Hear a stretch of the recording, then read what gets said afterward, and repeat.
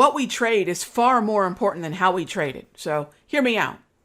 If something's moving higher, what we trade, say the ES or the SPY, right?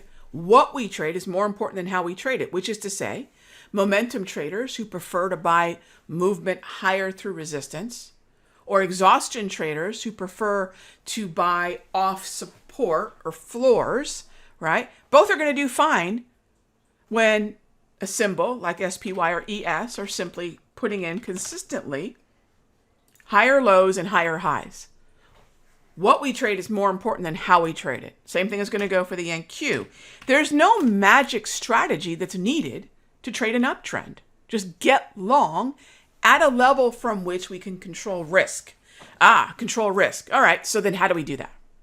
That's really what trading ultimately becomes, which is how do we enter from a point at which we can control risk? So again, what we see on the left side, full disclosure, this is what I'm looking at, right? This is the entirety of what it is that I want to do. But the second step is from where. So if what we trade is more important than how we trade it, this is the what on the left side of the screen, right? Whether that be Apple, Microsoft, maybe Amazon, right? Not crazy about it. It's been really erratic.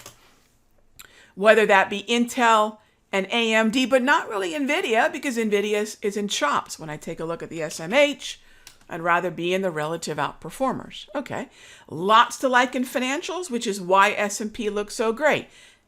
We know the formula. When tech is moving higher and financials are moving higher, S&P has the ability to keep up with, if not potentially outpace, the NASDAQ. And look who's all sorts of tall and awesome here, punching up to higher highs in the year, right? Here we are, gang. I know. What happened to the crash? What happened to the meltdown? Nope. This is what happens when we expect the Federal Reserve to cut rates. All right, that brings me to the next thing. So a couple big things. One, what we trade is more important than how we trade it. Yeah. We need to enter from a point at which we can control risk, because trading is not a target. Trading is the journey to the target. We want to focus on relative outperformers on that journey to the target. And then the last part is, well, why would the market, whether S&P, NASDAQ, semiconductors, technology, financials, industrials, why would the market pull back on Powell? Why would indices or equities pull back on Powell? And there's just a handful of reasons.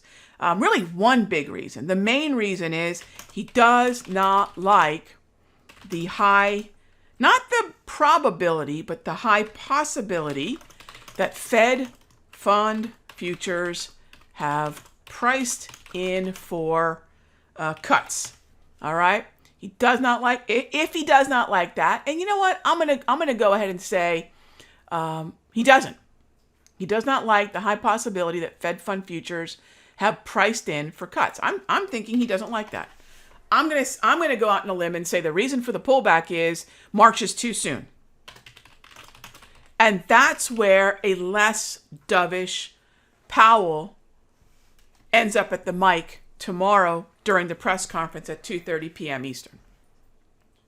But this would be great, because if Powell says no to March, that just increases probability for May or June or July.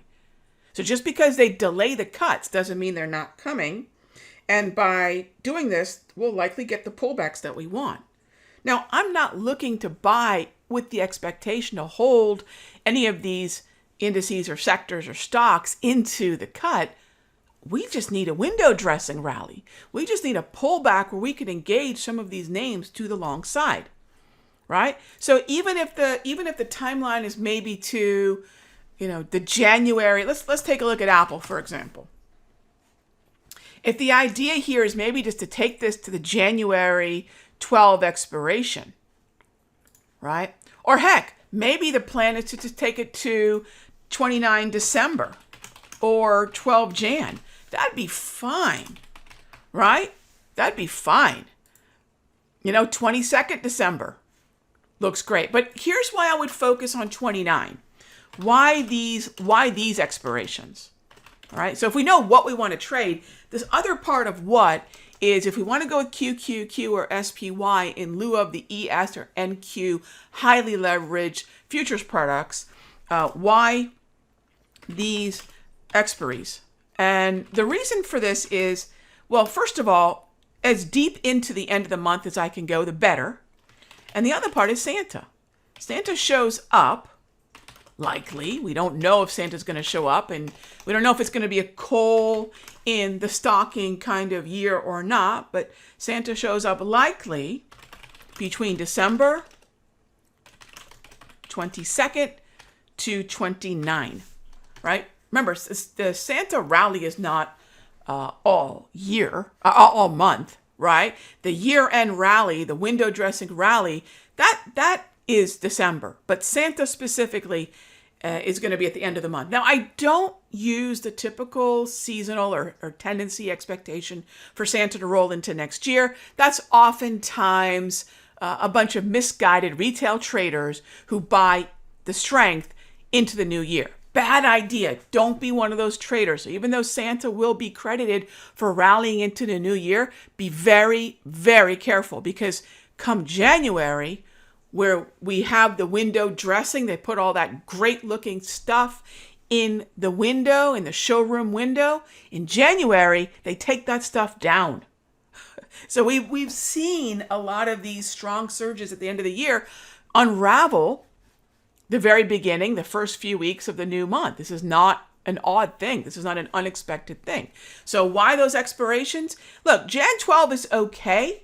I don't have a problem with that, because Jan 12, especially, again, if some of the retail traders want to buy into the early part of the year, great. That's fine. We can scale out. We can be down to a small percentage of the overall holding. Doesn't mean I need to hold it into January. Doesn't even mean that I need January to rally. But if you want to have a little bit of exposure to the new year and some of that retail trading scramble into names that ended the year higher, great. That 12th of January is going to give it to you.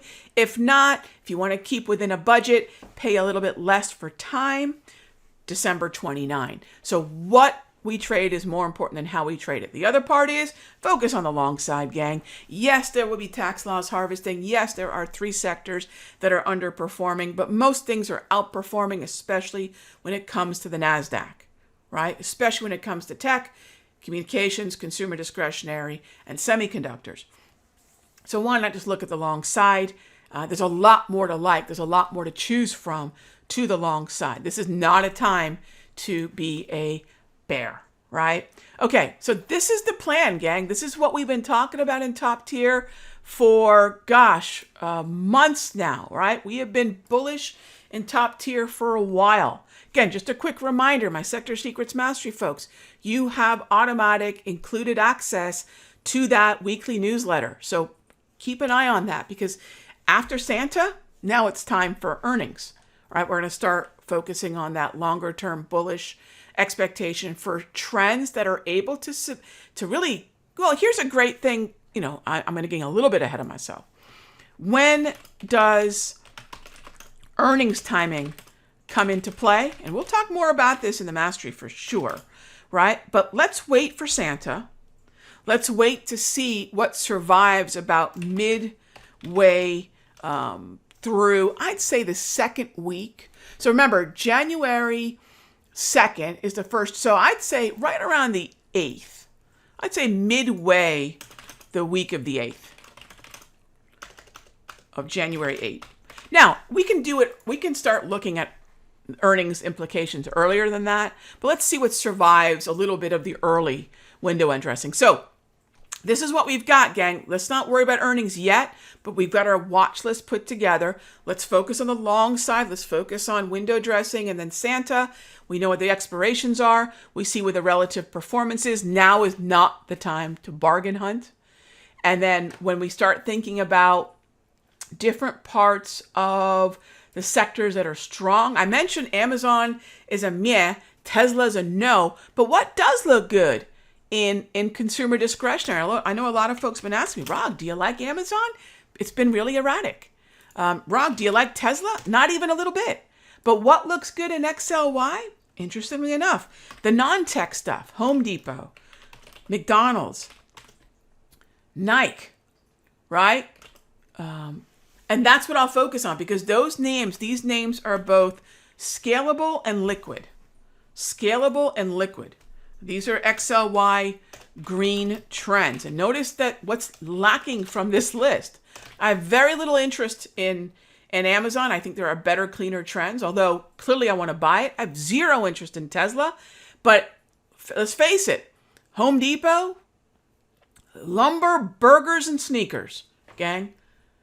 So that's where XLY is at. But here's the thing. XLY will continue to help the overall NASDAQ picture, right? You got the 4 top performing sectors as we wrap up the year, all going to disproportionately benefit the NASDAQ.